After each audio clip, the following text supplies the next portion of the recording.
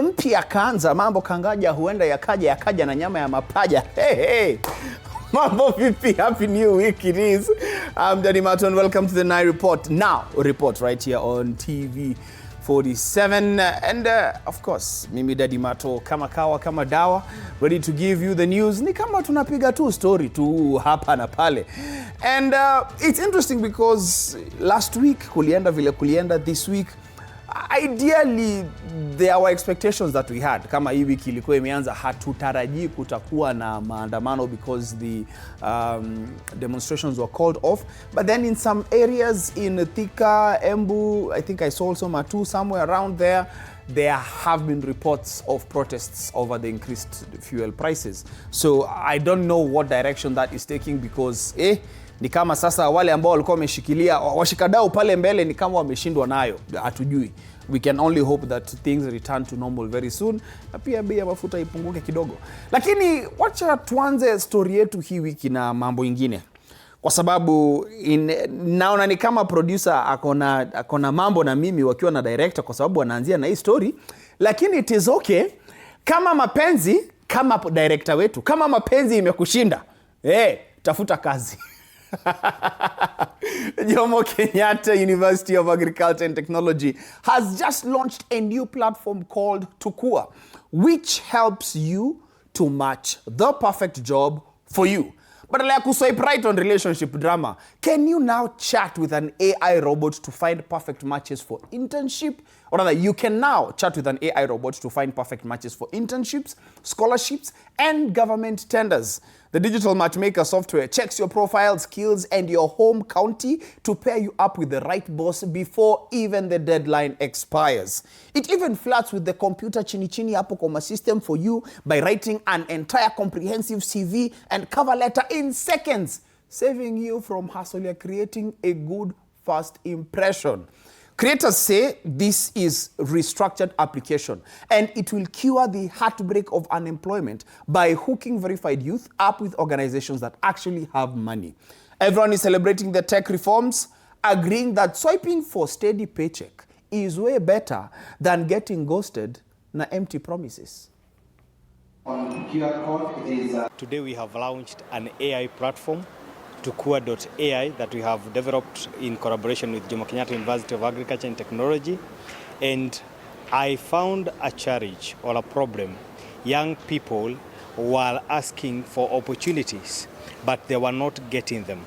But we created this and connected it with all the government databases.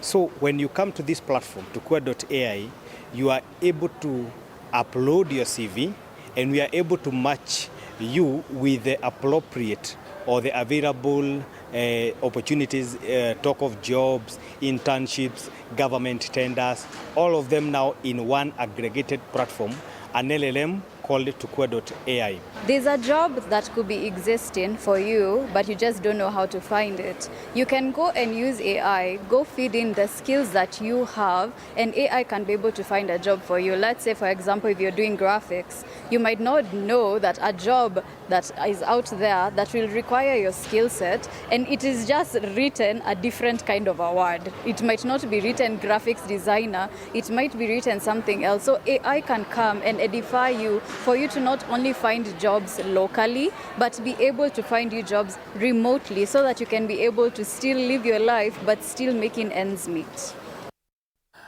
All right, on to the next story. Politician Timothy Kamau has officially gotten the green light from IEBC to run in the upcoming Olkalau parliamentary by-election on July 16th. Na badala ya pull up na V8 hivi au Kiprado, Kamau aliamua kuingia kiyesu Jerusalema juu ya punda. Oh yes, he told the crowd that he chose the donkey because he wants to be a servant leader who understands the struggles of the grassroots mwananchi.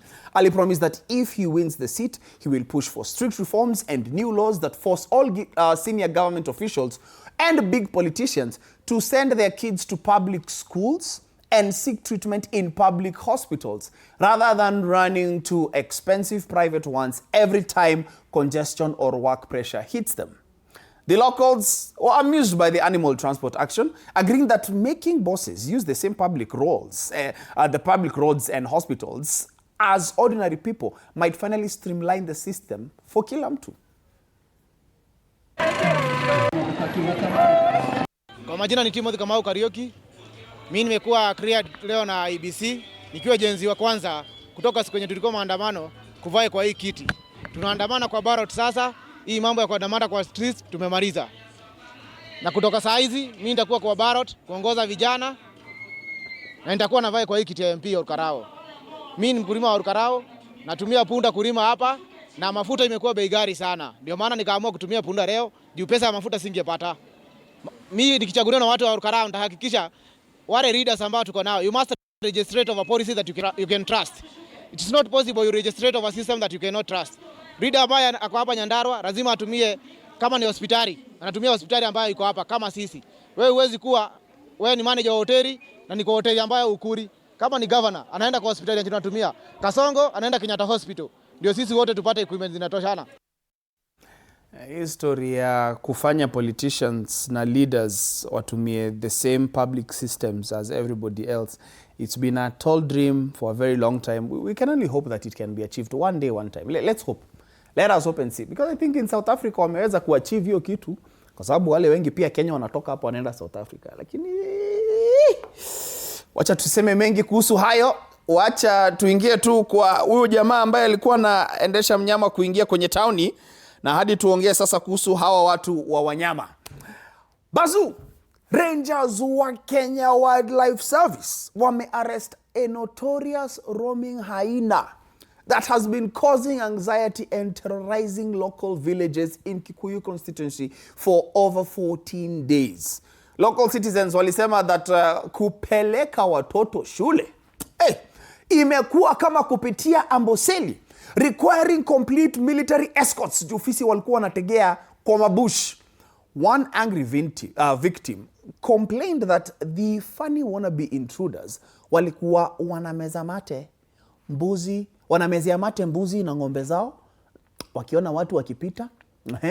Ina force adults kujiwekea curfew ya 8 p.m. by force. Yeah, now, while celebrating the capture, the community is loudly demanding more government strategic traps in the area. Kuna sahau comedians. Sijui kwa nini zinachekaga, but it's okay, ni comedians too. Wakisema vicheko zao wapeleke National Park. Sio Kikuyu.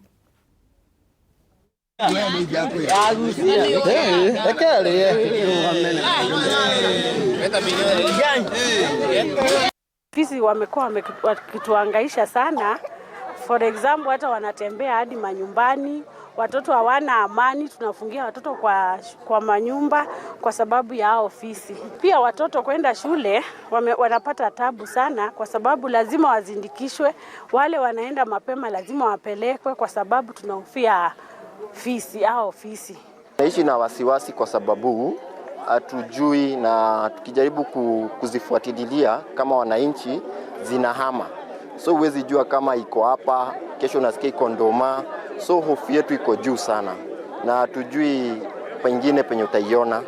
So tunakaa na wasiwasi na tunaomba serikali kwanza sana itusaidie. Kwanza wildlife. Juu ile wakati wenye waliweka SGR, hiyo SGR ndio ilifanya hizi zisirudi na penye zilitoka. So zenye zilifungiwa by the electricity fence ndio ziko east side. So tunaomba wildlife ikuje jaribu kutusaidia kuzishika. Penye tu ametusaidia na hii mtego, tunaomba penye we have the weak point, penye tunaweza zishika, wakuje watupatie mitego zingine. Kulikuwa na mama alikuwa amebeba mtoto ametoka kwa duka. Ilikuwa kitu saa moja. Ikamkimbisha. Kama si kupiga nduru na wananchi kujitokeza kwa haraka, ingemuattack. Pia ukienda Kanyanjara, hizo ni kesi zenye tumeripoti. Kuna msichana pia alikimbishwa juzi tu, hata wiki ijaisha, alikimbishwa na hizo fisi.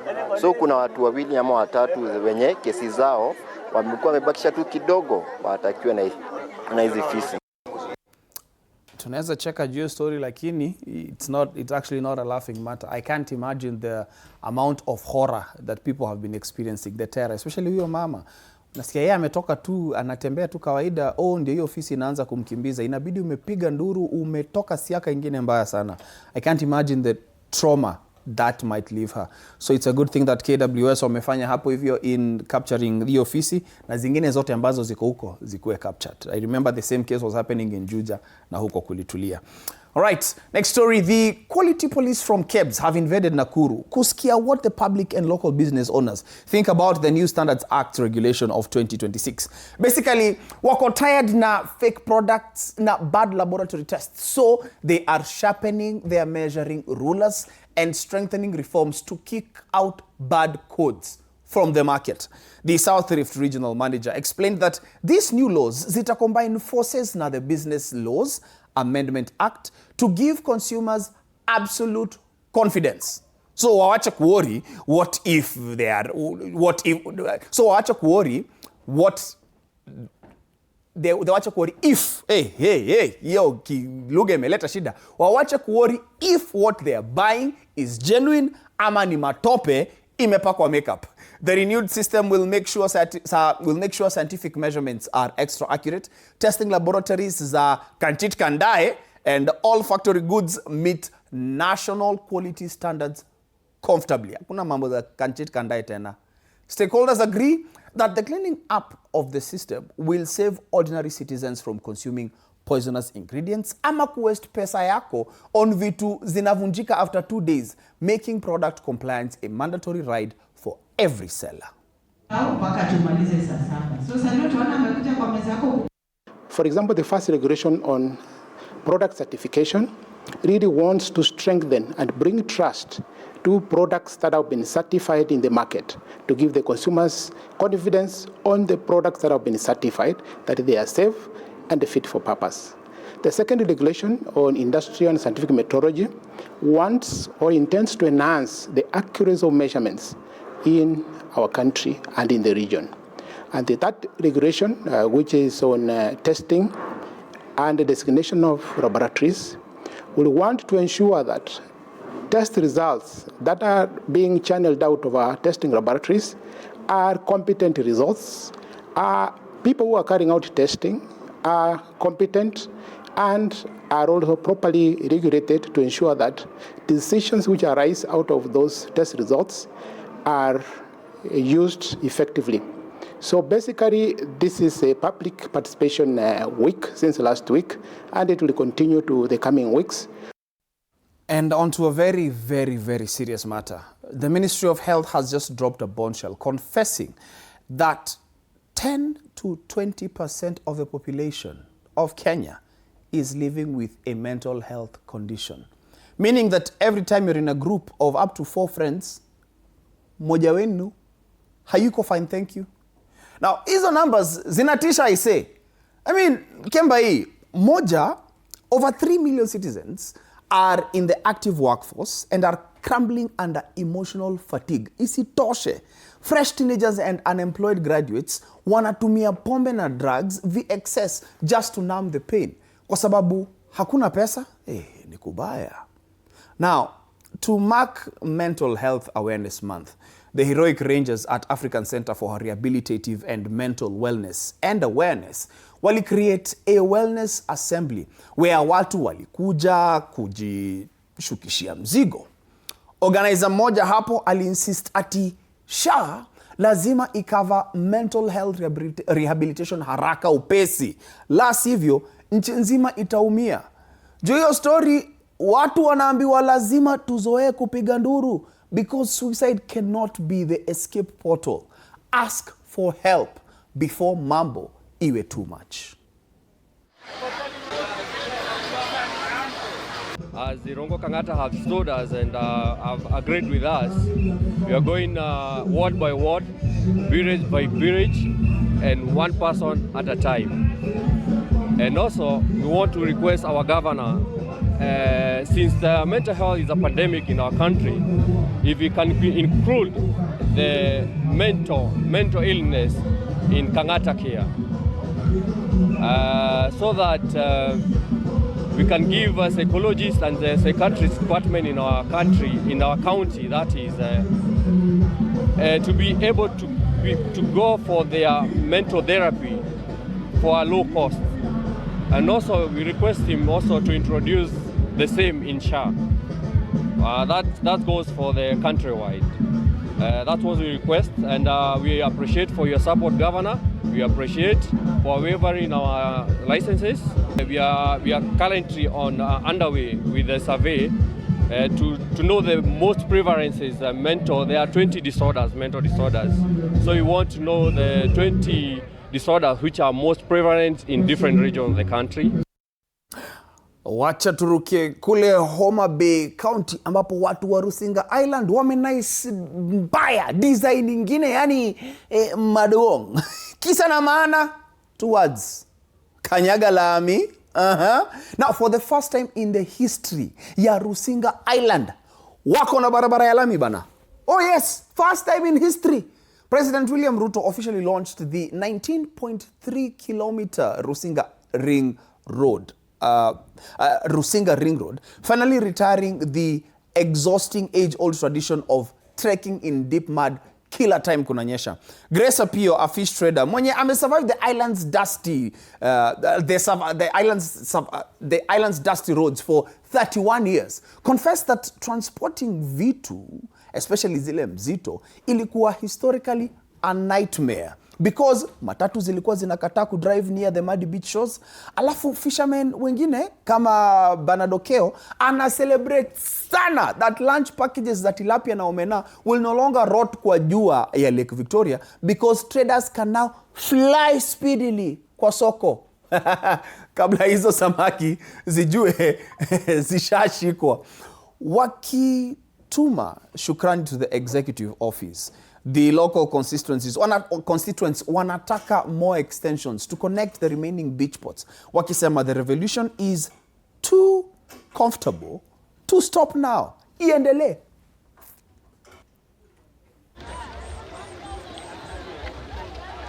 Samaki inafika kwenye sokoni mapema sana.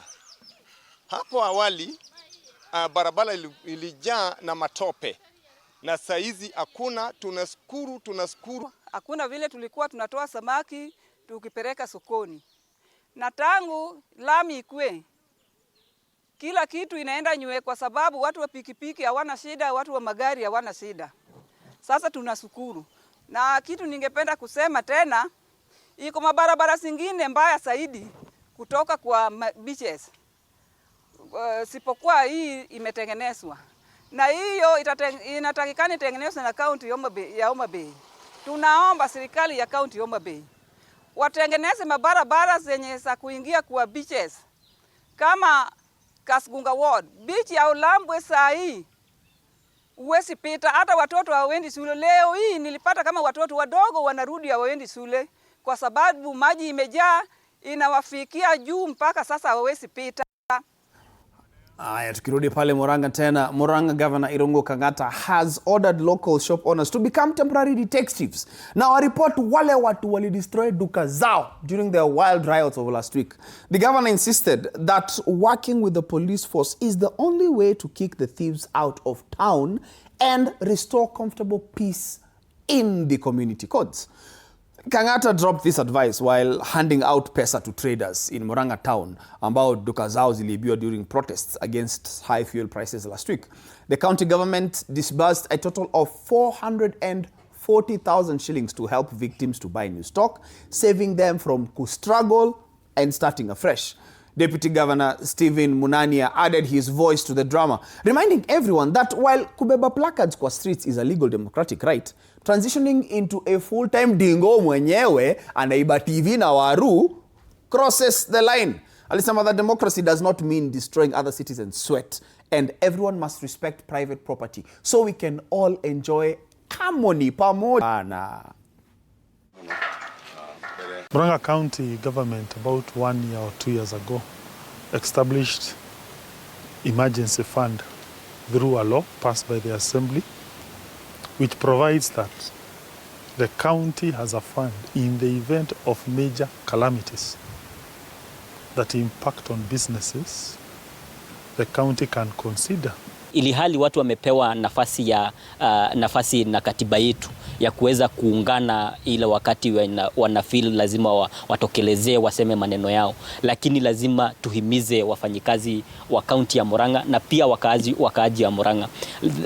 Hiyo inafanyika kwa njia ya amani na ifanyike kwa kisheria inayofaa, kwa sababu ile hasara tumeshuhudia ni mbaya sana kwa wafanyabiashara wetu. Mimi nilikuwa give up Nilikuwa give up, sikuwa na matumaini ya venye naweza anzia tena, lakini saa hii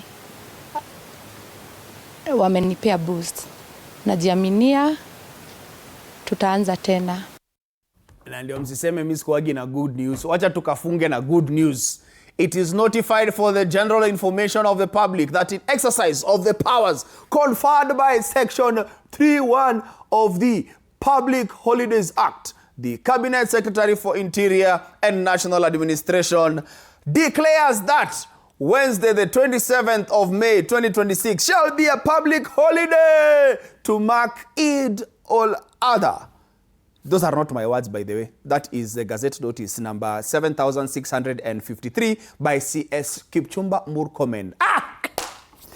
Yani sherehe inakuja midweek. Wacha isikae ni kama ninafurahi sana, juu mimi ninapenda kazi na ninapenda kazi yangu sana, na ninashukuru Mola kwa kazi yangu na sijawahi kosa kukuja kazini. Lakini kama serikali imesema siyuko kazi Wednesday, siyuko kazi, siwacha nikafunge hapo hivyo. Kesho you can prepare, talk to all the friends that you have ambao watakuwa na sherehe hiyo siku. Usiseme hauna marafiki. Unasikia Andrin? Andrin, unasikia? Ongea nao vizuri. Haya, sawa. Siwache mimi nifunge hapo hivyo. Simkae poa. Ama vipi?